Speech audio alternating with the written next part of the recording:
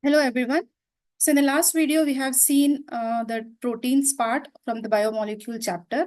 And in today's video, we'll be discussing about the lipids. But before discussing the lipids, in the last video, I forgot to discuss the table which was given in your textbook. So this table indicates your functions of proteins. Again, very, very important from need point of view. So here we have the list of proteins and their function. For example, collagen. It is intercellular ground substance. Now, what do you mean by this? So we have cells here. In between the cells, we have the intercellular space, or we can say intercellular matrix. So this intercellular matrix has got collagen in it. So it is intercellular ground substance. And please don't get confused here. They usually tend to confuse here with inter and intra. They will write intra here, but intra will be wrong. So it is not intracellular ground substance. Collagen is intercellular. That means it is present between the cells. Next, we have trypsin, which is an enzyme released from the stomach. Then we have, not stomach, released from the pancreas. Then we have insulin, which is an hormone.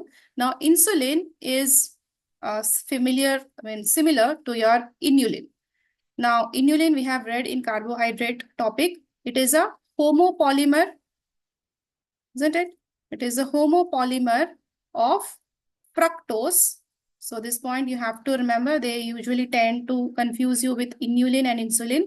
And insulin is always a heteropolymer. Why it is heteropolymer? Because in proteins, always we have different types of amino acids. Clear? So insulin is always a heteropolymer, whereas inulin is a homopolymer. Inulin is a carbohydrate, whereas insulin is a protein. So this point you have to remember. Next, coming to antibodies, fights infectious agents, receptors, they are involved in sensing.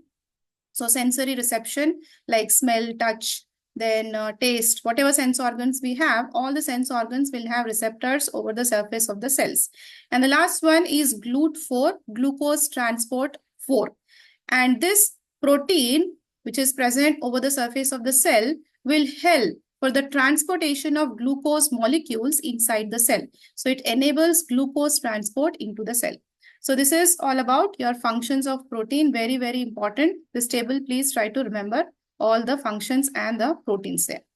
Next, coming to the topic, lipids. So now, lipids is made up of carbon, hydrogen, and little amount of oxygen. Unlike carbohydrates, if you remember, carbohydrates we have read, it is made up of carbon, hydrogen, and oxygen. But if you compare lipids and carbohydrates, the amount of oxygen is less in lipids compared to carbohydrates. And whenever we talk about lipids, you try to assume that whatever oils we have, then fats like butter, ghee, all those things. Okay, so these are the examples. And we have waxes like bee wax and everything. So these are the examples of lipids. And we know all these lipids are not soluble in water. So they are water insoluble, but they dissolve in some other organic solvents. So this is important. They dissolve in organic solvents, but not in water. And what are the examples of organic solvents here? Ether, benzene, acetone, all those things. And the last point, the lipids are not polymers. Then what are the lipids? Lipids are complex molecules. So please remember, lipids are neither polymers nor monomers. They are not monomers also, but they are complex molecules. So these are the few introductory points with respect to lipids. Now we'll talk about the different types of lipids. Coming to the different types of lipids, lipids can be broadly classified into three groups. They are the simple lipids, compound lipids, and derived lipids.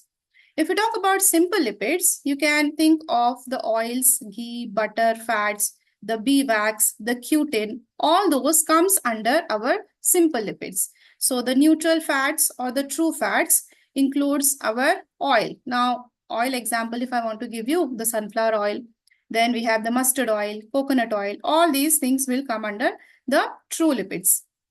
Then we have waxes. Example will be our bee wax. The wax which we get from the bees is bee wax, and cutin is present on the plant surface. So over the surface of the stem and the leaf, if you have seen the anatomy of the leaf and stem, over the surface of the epidermis, that is outermost covering of stem and leaf, we have a waxy layer called as cutin. So these are the examples of, or we can say types of lipids under simple lipids, the neutral or true fats, waxes, and cutin.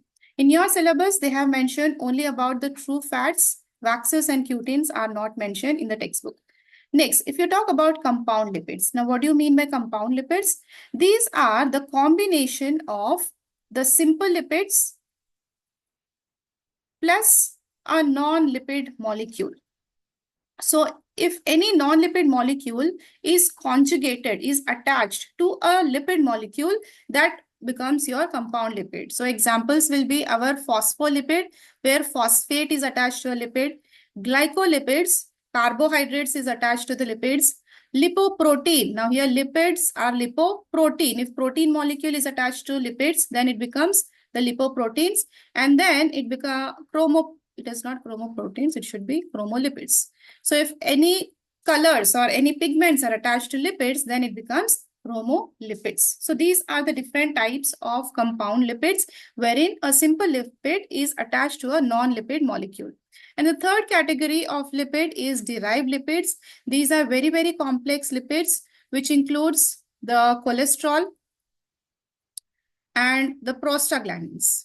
So all these things we'll discuss in detail later. So cholesterol and prostaglandins are the examples of derived lipids. Now we'll start with the first category of lipids, that is our simple lipids. So coming to simple lipids, as we have discussed already, they are classified into three different types of lipids: the true fats, waxes, and cutin. Waxes and cutin are not mentioned, but still, if you talk about cutin, I said the cuticle of the plant is made up of cutin, all right? Waxes, example, you can remember bee wax. And what are waxes? They are esters of fatty acid with alcohol. Now, what do you mean by this? Esters of fatty acid with alcohol other than glycerol. So if you want to understand this concept, we have to understand the true fats here, nothing but the glyceride. So true fats are otherwise called as glycerides. And what are glycerides? They are the esters of fatty acids. So we have few new terms here, something called fatty acids, then esters of fatty acids, which forms our glycerides. All right. So in order to understand all these things, first we'll start with the structure of a true fats or a neutral fats. Okay. So coming to the structure of a true fats, or we can say neutral fats, neutral or true lipids. Okay. So here we have to remember, we have to understand three terminologies. First is called fatty acids. Next, we have glycerol, and combination of these fatty acids and glycerol forms your glycerides. So first we'll talk about the fatty acids. Now, what do you mean by fatty acid? Anywhere, if you see acid in organic chemistry, there is nothing but COOH, isn't it? It is carboxylic acid. Now, to this carboxylic acid, we have to attach a variable group, that is nothing but our R group. Now this R group in case of fatty acids can start from one carbon, so it can have a simple methyl group, or it can have an ethyl group, or the number of carbons can range, say for example, from 1 carbon to around 19 to 20 carbons. All right, so number of carbons will range depending on the type of fatty acids. For example, if I give you, there are two examples mentioned in your textbook. The first example they have mentioned is palmitic acid. So examples of fatty acids are very important. Palmitic acid, they say it is made up of 16 carbons. And the second example, what they have mentioned is arachidonic acid. Arachidonic acid, wherein this fatty acid is made up of 20 carbons. Clear? And the structure of palmitic acid is given in the textbook, so you have to remember the structure. Coming to the structure here, we have CH3, then we have CH2, which will be repeating for 14 times, and then it is going to attach with the carboxylic group. So total it will be 16.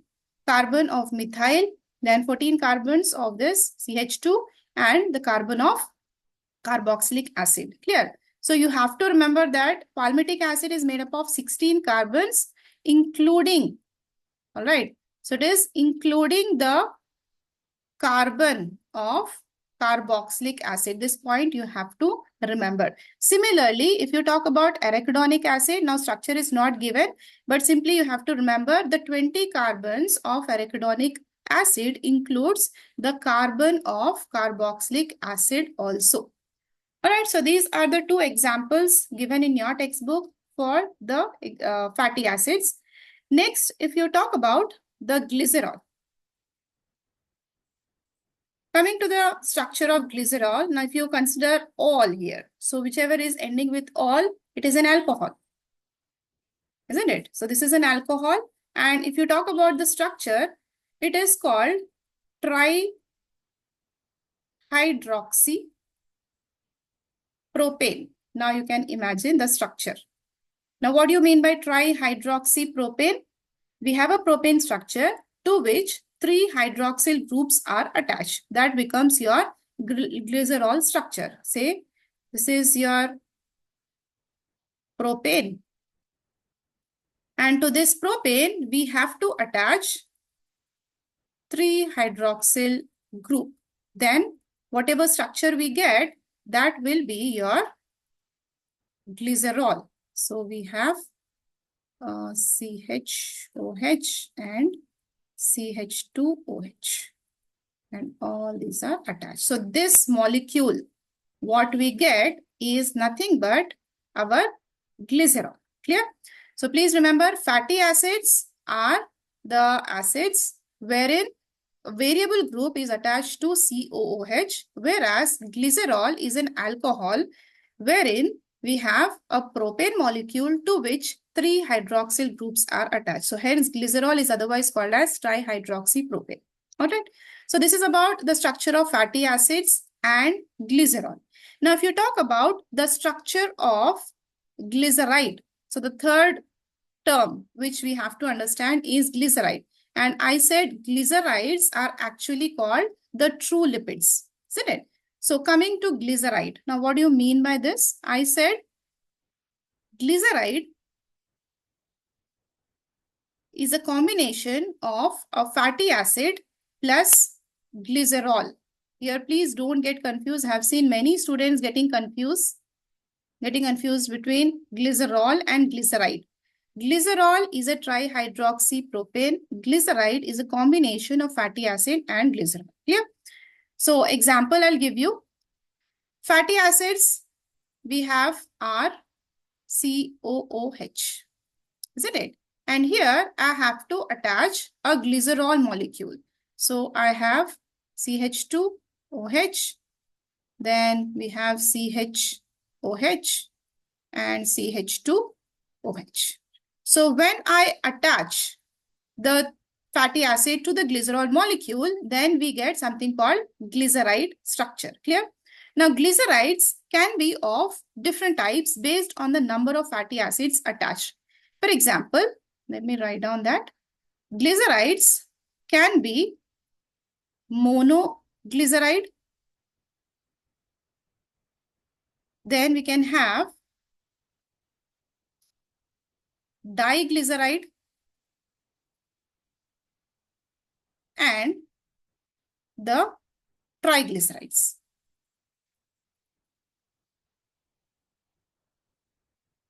Right. So here, the types of glycerides are basically based on the number of fatty acids attached. Now, if you see here, mono is single.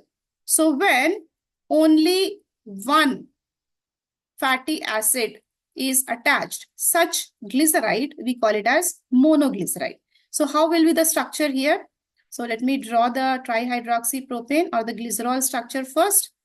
So this is the trihydroxypropane, CH2OH. Okay. And these are all joined together. And to this, I have to attach one fatty acid. And what is the fatty acid? COOH, isn't it? Now, can I write this like this? Let me erase this.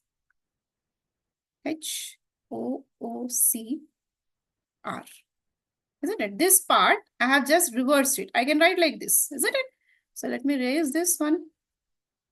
Now what I have to do is I have to remove one water molecule between the glycerol and the fatty acid to make a bond. All right. And for that, I have to remove the OH from the COH and the H of the fatty acid. So this is how I'm going to remove the water molecule. So here I have removed one water molecule. So how will be the structure of monoglyceride now? Let me draw the structure now. Say it is CH2, CH, OH, then CH2, OH. Clear? And here, what I have to write now? OH is lost and H is lost. So I'm left with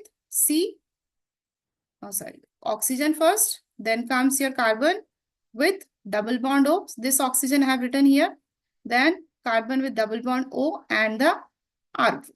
All right, so this structure is your monoglyceride. Very, very important. Please don't get confused between the terms like glycerol, glyceride, fatty acids. Fatty acid is very simple. RCOOH will be your fatty acid. Glycerol is trihydroxypropane. When you combine a fatty acid to the glycerol, it becomes glyceride. So can we say glyceride are the esters of fatty acid? What do you mean by the term ester here? Why it is called ester? Because whenever a acid is bonding or it is combining with alcohol, we get something called esters. The compounds what we get is called esters. Clear? So we call the glyceride as the esters of fatty acid because here fatty acid is combining with an alcohol which is nothing but our glycerol. Clear? And this glycerol we get due to the esterification of fatty acid with glycerol. Like that also we can define. All right. So glycerides can be defined as the esters of fatty acid with glycerol, wherein fatty acid is an acid, glycerol is an alcohol. So alcohol plus acid forms your esters. Clear? Now can you tell me the bond which is formed between the alcohol and the glycerol, or this bond what we get? So this bond is nothing but our ester bond. Again, important. Okay, so please try to remember all the bonds, whatever we have learned till now. So glycosidic bond was present in carbohydrates. Peptide bond is present in proteins. Ester bonds are present in lipids. Clear? All these bonds are formed due to dehydration. What do you mean by dehydration? Nothing but removal of water molecule.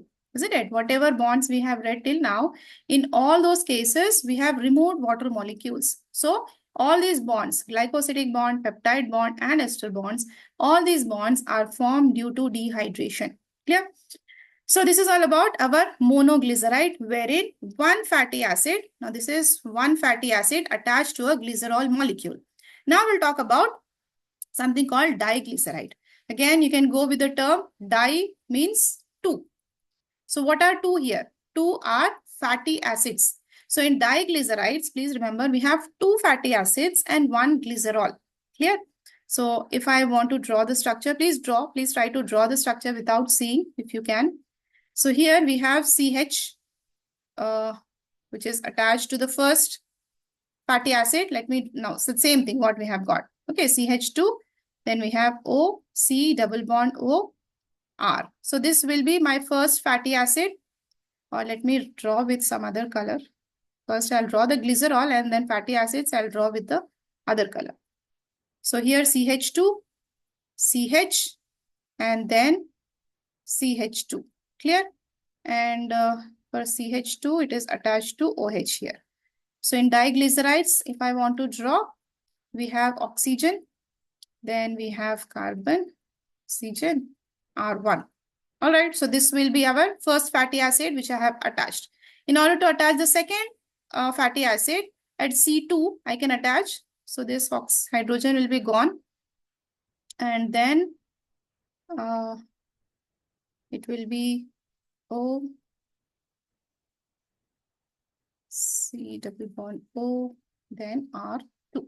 So these are the two fatty acids which I have attached to the glycerol molecule. Similarly, if we have triglycerides. So how will be the structure of triglyceride? Again, now this is our glycerol structure, C and CH. 2. Okay.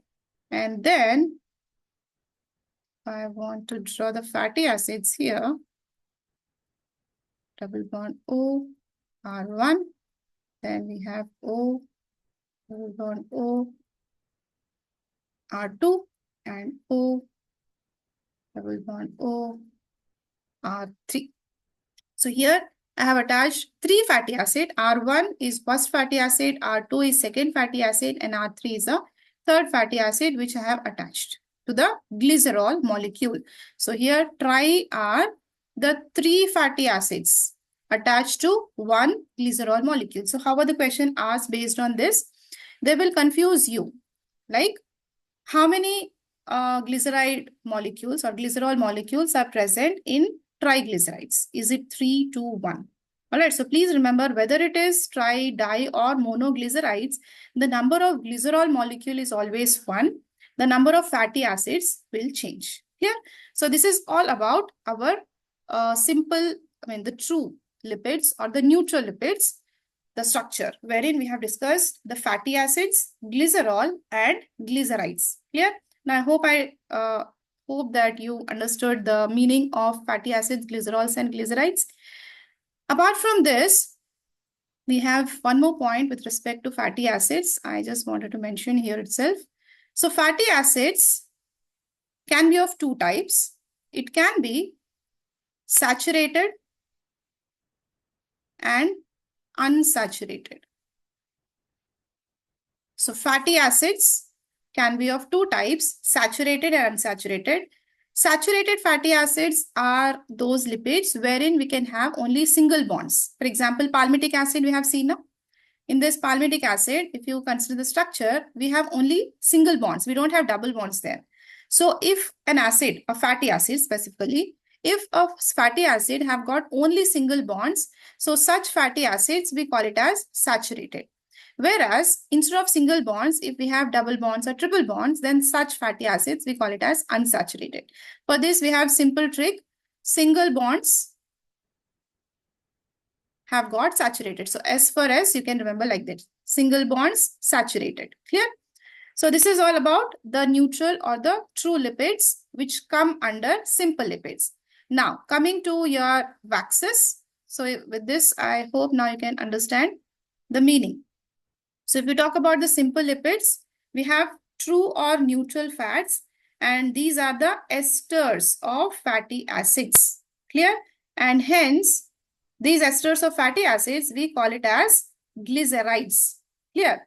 Now coming to the types of glycerides, we have oils and fats. So these oils and fats are basically based on the melting points.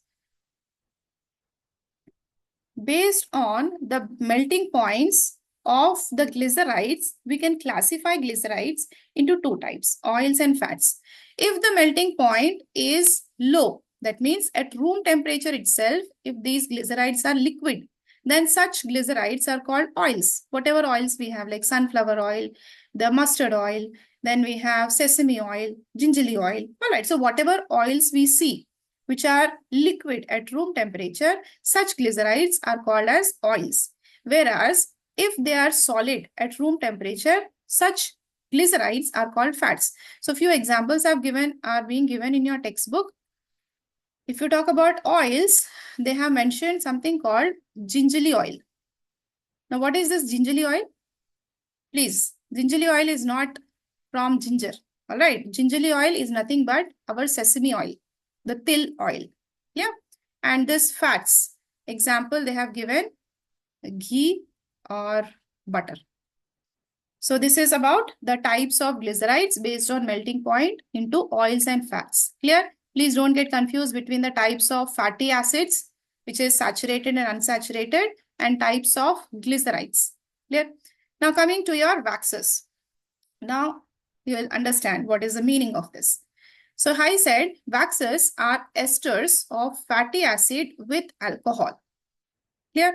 So If you talk about this glyceride, they are also esters of fatty acid with alcohol. And what was the alcohol there?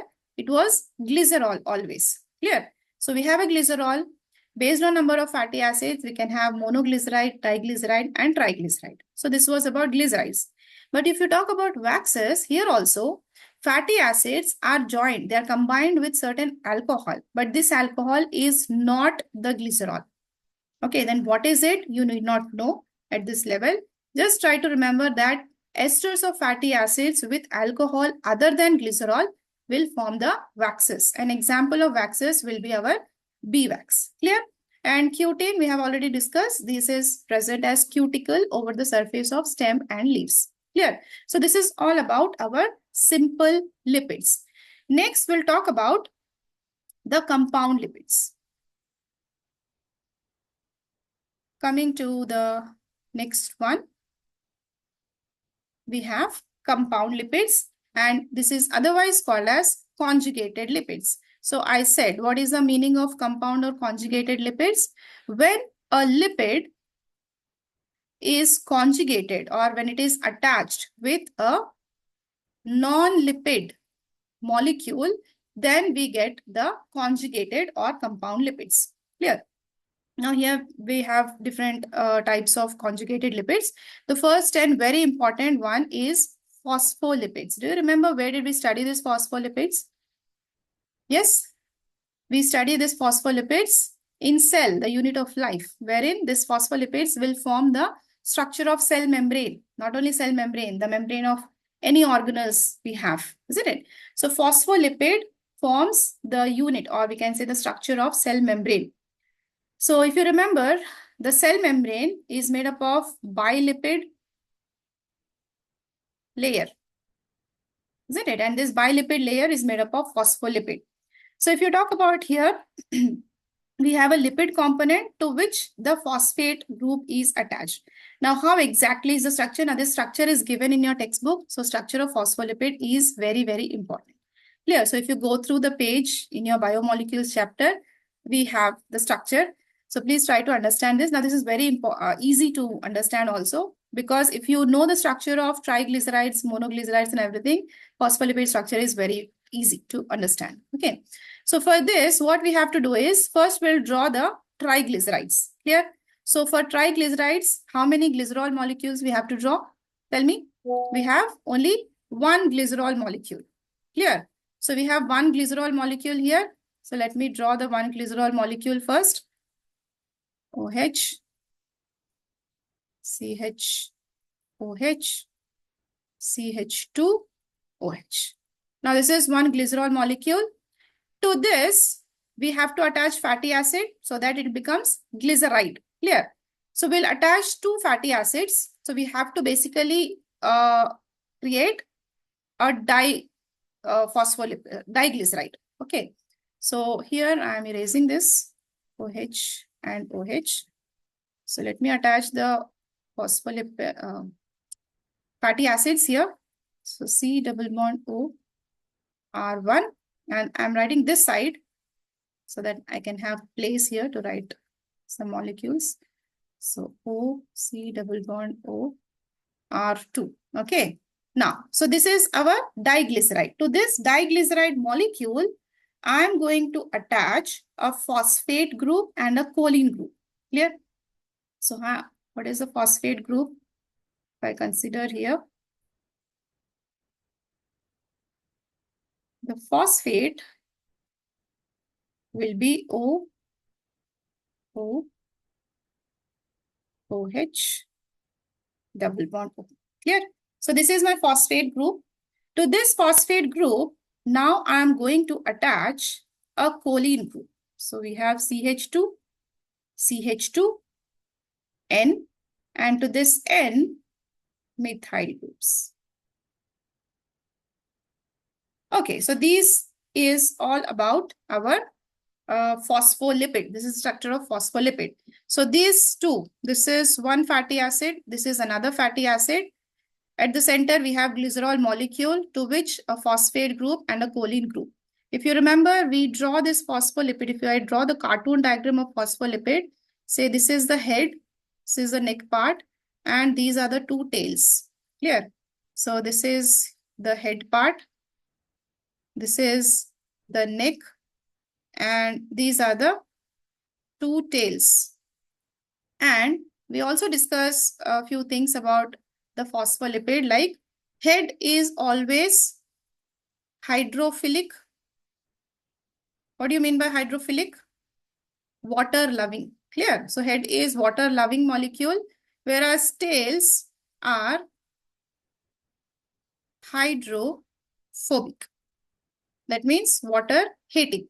So if you consider in this structure, phospholipid, hydrophilic and hydrophobic structure.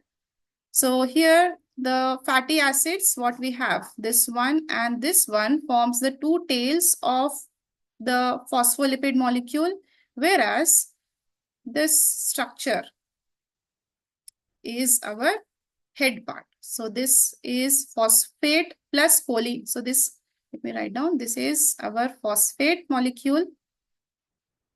And this green structure what I have drawn is the choline molecule.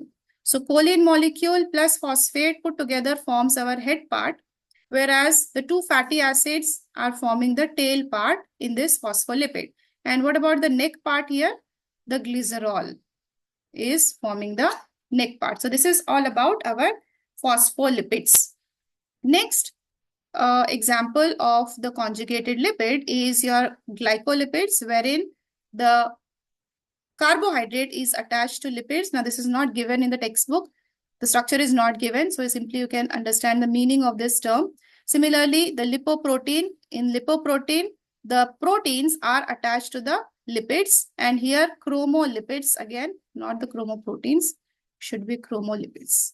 So these are the different examples for conjugated lipids. Next, we'll talk about something called derived lipids. Now, what do we mean by derived lipids? As I have told, derived lipids are the most complicated or the complex lipids what we have. Okay. And in this, we have two types, two examples. We can say one is steroid and the other is prostaglandins. If you talk about steroids, whatever steroid hormones we have, like progesterone, estrogen, okay, testosterone, all these steroid hormones are actually formed from these sterols. They are steroids. Clear? And the other example for the sterols are cholesterol. Now, in your textbook, they have mentioned the structure of cholesterol. So we have to learn the structure of cholesterol. So here they have given something like this, two hexagons at the bottom. Then we have one hexagon, one pentagon. Then we have one more hexagon, which is opened. All right. And then you have to decorate this molecule. Example, here you have to attach OH, then here double bond. Then we have something like this and like this. Okay, double bond is not here. Like this. All right. So this will be the structure of cholesterol. Now this is very, if you see, the structure appears very complicated, but this is very easy. Say, for example, you have a building. All right. The ground floor is made up of two bigger rooms. So, and these two bigger rooms are hexagonal in structure. So this and this are hexagonal in structure. So ground floor hexagons. Then if you talk about the first floor, we have one bigger room, one smaller room. So one with 6 walls and the other with 5 walls. And then we have a penthouse. Penthouse, usually it is open. So one bigger room with open window. Clear? And then you have to decorate it. OH and all these things. So this is the structure of cholesterol. It is given in your textbook. So you have to learn the structures. Clear? And then we have the last one, prostaglandins. It is not mentioned in your textbook, but just for information, prostaglandins are derived from arachidonic acid. It is derived from arachidonic acid. If you remember, what is arachidonic acid? It is a type of fatty acids with 20 carbon atoms. All right. So this arachidonic acid will produce the, or we can say they are the precursors of prostaglandins. And what is the function of prostaglandins in our body? They are involved in the contraction of smooth muscles. So in child laboring process. So whenever the delivery of the child is there, for the contraction of the smooth muscles, this prostaglandins are involved. All right. So this is all about the lipids, and in the next video, we'll talk about nucleic acids. Thank you.